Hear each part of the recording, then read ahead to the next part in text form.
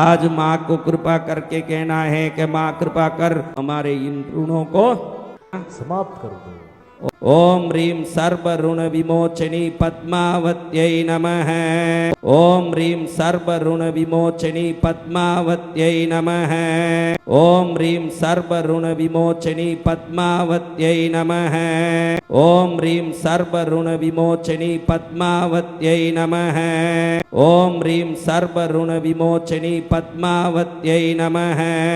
ओम ह्रीं सर्व ऋण विमोचनी पद्मावत्यै नमः। ओम ह्रीं सर्व ऋण विमोचनी पद्मावत्यै नमः। ओम ह्रीं सर्व ऋण विमोचनी पद्मावत्यै नमः। ओम ह्रीं सर्व ऋण विमोचनी पद्मावत्यै नमः। ओम ह्रीं सर्व ऋण विमोचनी पद्मावत्यै नमः। ओम ह्रीं सर्व ऋण विमोचनी पद्मावत्यै नमः। ओम ह्रीं सर्व ऋण विमोचनी पद्मावत्यै नमः।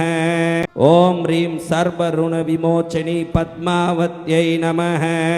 ओम ह्रीं सर्व ऋण विमोचनी पद्मावत्यै नमः।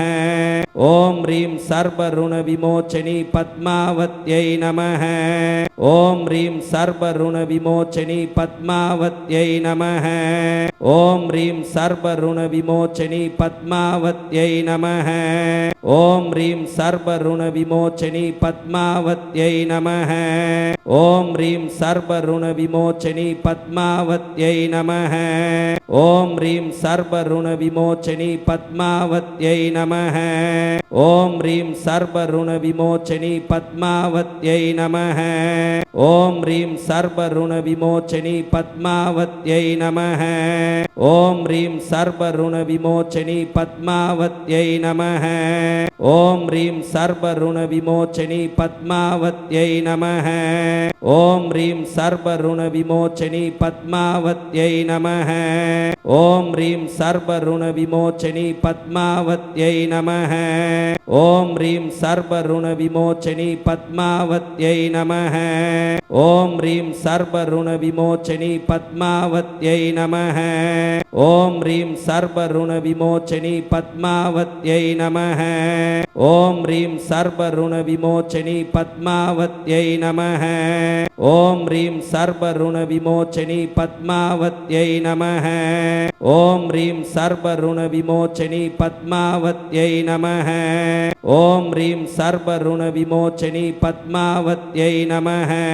ओम ह्रीं सर्व ऋण विमोचनी पद्मावत्यै नमः। ओम ह्रीं सर्व ऋण विमोचनी पद्मावत्यै नमः। ओम ह्रीं सर्व ऋण विमोचनी पद्मावत्यै नमः। ओम ह्रीं सर्व ऋण विमोचनी पद्मावत्यै नमः। ओम ह्रीं सर्व ऋण विमोचनी पद्मावत्यै नमः। ओम ह्रीं सर्व ऋण विमोचनी पद्मावत्यै नमः।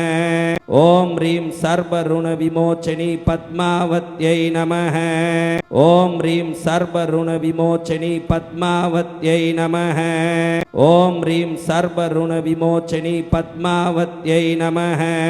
ओम ह्रीं सर्व ऋण विमोचनी पद्मावत्यै नमः। ओम ह्रीं सर्व ऋण विमोचनी पद्मावत्यै नमः। ओम ह्रीं सर्व ऋण विमोचनी पद्मावत्यै नमः।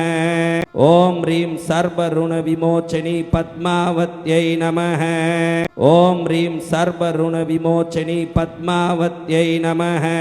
ओम ह्रीं सर्व ऋण विमोचनी पद्मावत्यै नमः। ओम ह्रीं सर्व ऋण विमोचनी पद्मावत्यै नमः। ओम ह्रीं सर्व ऋण विमोचनी पद्मावत्यै नमः। ओम ह्रीं सर्व ऋण विमोचनी पद्मावत्यै नमः।